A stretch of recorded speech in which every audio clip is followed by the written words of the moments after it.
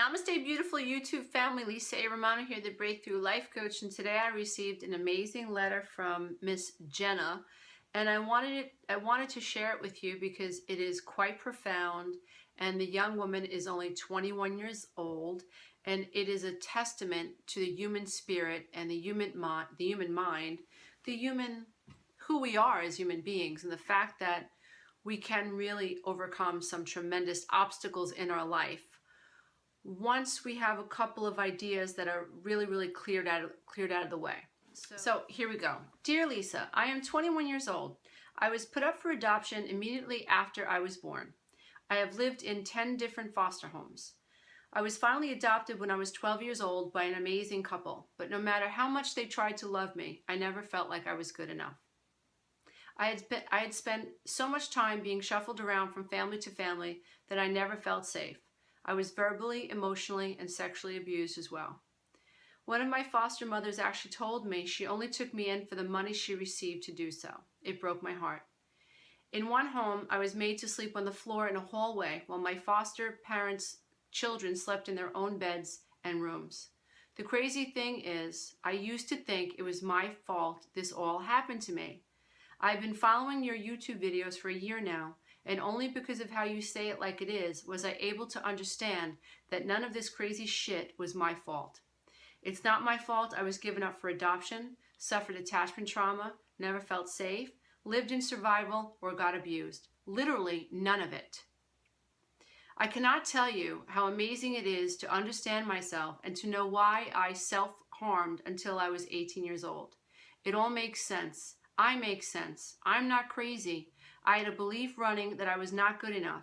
That was my inner reality, and I attracted people who abused me and never made me feel good enough. Gosh, Lisa, how do I even begin to thank you?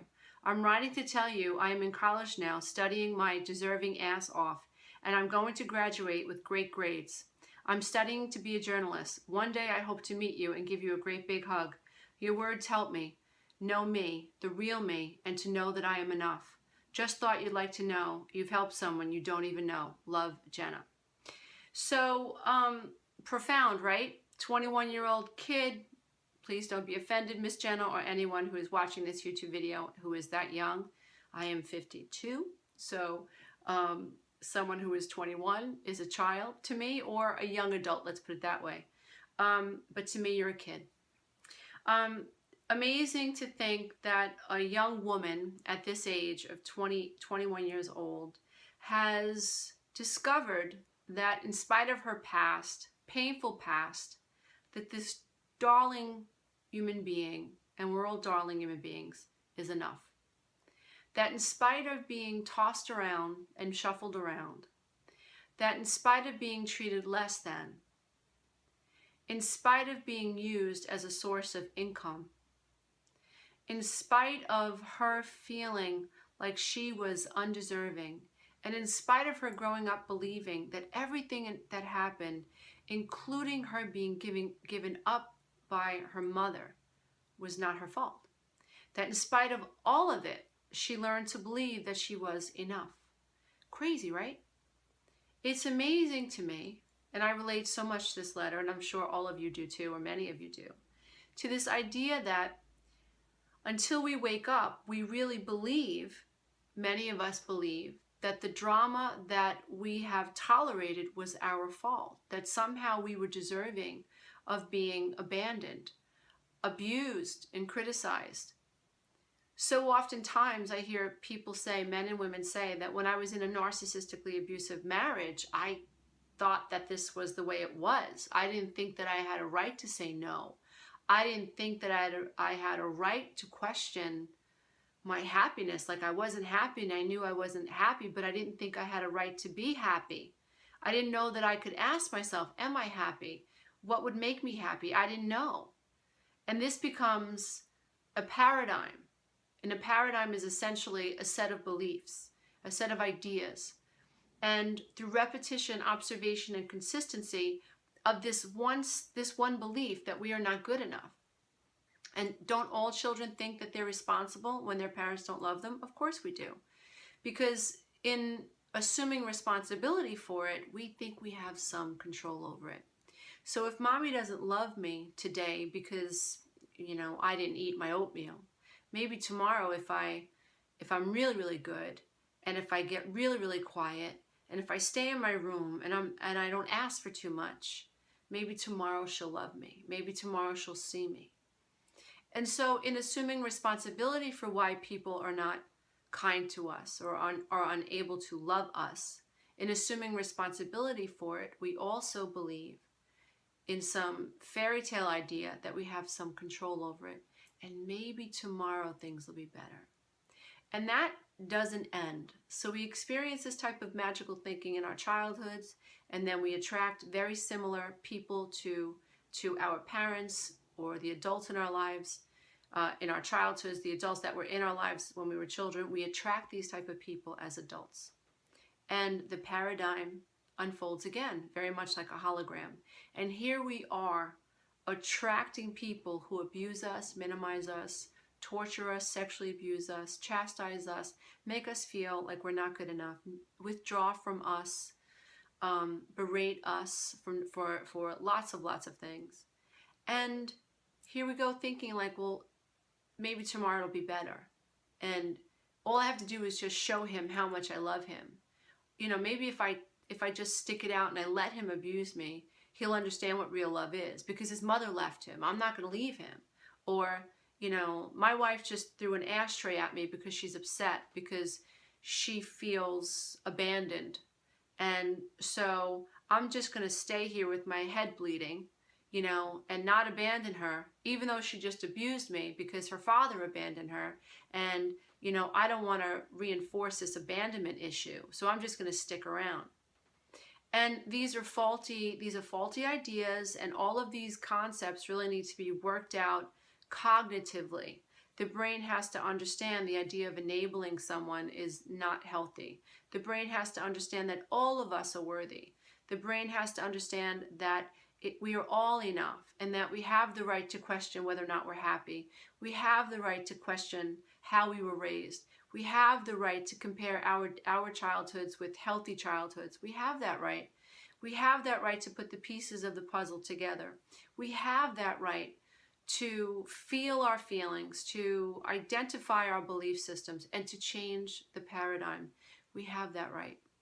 Now, a lot of people talk about what's wrong, right?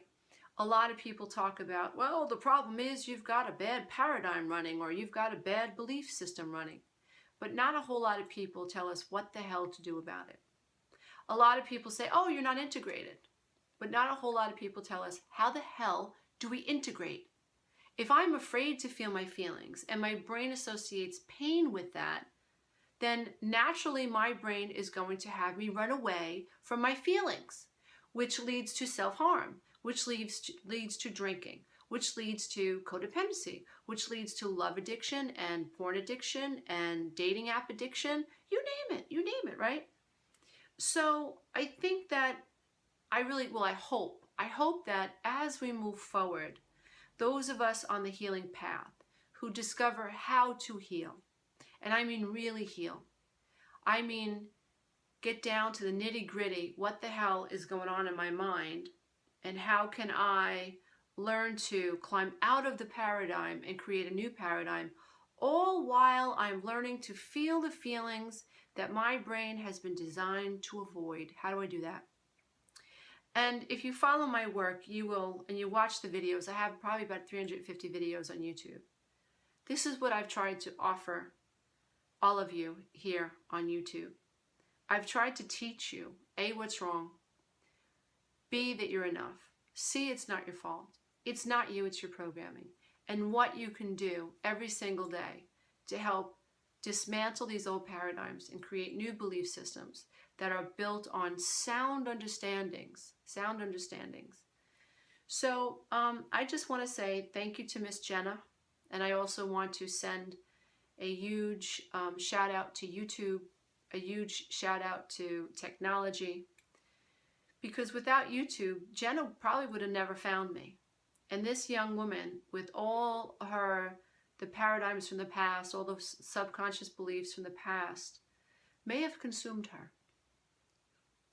And I cannot tell you how humbled I am that I have this opportunity by way of YouTube to share this kind of information with all of you. And I just want to continue to motivate and inspire anyone out there who has grown up believing that you were not enough and that the not enoughness that you experienced was your fault. If you have suffered attachment trauma, if you have felt rejected by the people who raised you, then you have suffered an attachment trauma. And your brain is designed to seek connection. So it is not your fault that you may be stuck in a loop seeking connections from people who are impossible to connect to because they are living below the veil of consciousness, dear one. It's not your fault. It's not you. It's your programming. Thank you so much for supporting this channel, for watching these videos, and for sharing them. I ask that you subscribe to help support the channel. The more subscribers, the more this channel thrives, the more YouTube pushes it around, the more this information gets out there. That's in April, and the 12-week Breakthrough Coaching Program launches June 1st. Dear ones, this might be the last year I actually am hands-on involved with the program. Next year we may be offering the 12-week Breakthrough Coaching Program a little differently so that I can free myself up to do live events and write more and to do other things. So if you're interested in taking part in the 12-week Breakthrough Coaching Program with me as the guide, then please check it out. Please check it out. I will have information listed below in the comments section. So again, dear ones, we can heal. We can change this world when we change ourselves. We do not have to be victimized by the old belief systems or the old paradigms of the past. We are human beings, we have a prefrontal lobe, and we have the ability to undo what has been done. It is not easy. It hurts like hell to learn how to feel the feelings and the emotions that that our brains have been designed to avoid. Hurts like hell, but we have to learn to integrate. We have to learn to stay in our bodies. No longer can we avoid our bodies. Our bodies are beautiful. Our bodies are amazing. I don't care what size you are, what size your pants are. I don't care. I don't care what your body size is. It's not about body size. It's about the idea that our human body is absolutely miraculous. It is absolutely miraculous. And it has been downloaded with feelings and energy. And if we use our mind enough, we can learn how to allow our bodies to express and to feel, and to allow our bodies to the permission to release the energies that have been stored in our ethereal bodies. We can do that, dear ones. It's not easy, but we can do that. So thank you so much for allowing me to come into your hearts, into your minds today. May you be blessed today and always. And may you always know that you are enough, no matter what anybody else says. May you know that no matter whether or not someone else validates you, you must know that you are valid. You are valid, dear one, and you are enough. And today, as always, I am bowing to the absolute love and light that is in you. There is a love and there's a light that is in you. Dear ones, namaste. Bye.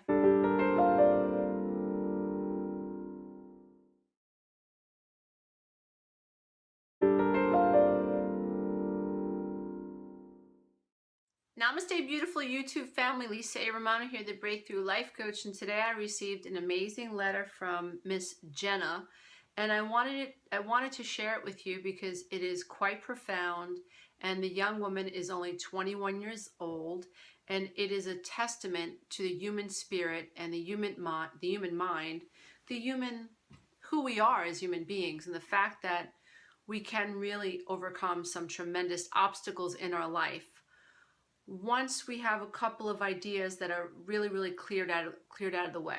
So here we go. Dear Lisa, I am 21 years old. I was put up for adoption immediately after I was born. I have lived in 10 different foster homes. I was finally adopted when I was 12 years old by an amazing couple, but no matter how much they tried to love me, I never felt like I was good enough. I had spent so much time being shuffled around from family to family that I never felt safe. I was verbally, emotionally, and sexually abused as well. One of my foster mothers actually told me she only took me in for the money she received to do so. It broke my heart. In one home, I was made to sleep on the floor in a hallway while my foster parents children slept in their own beds and rooms. The crazy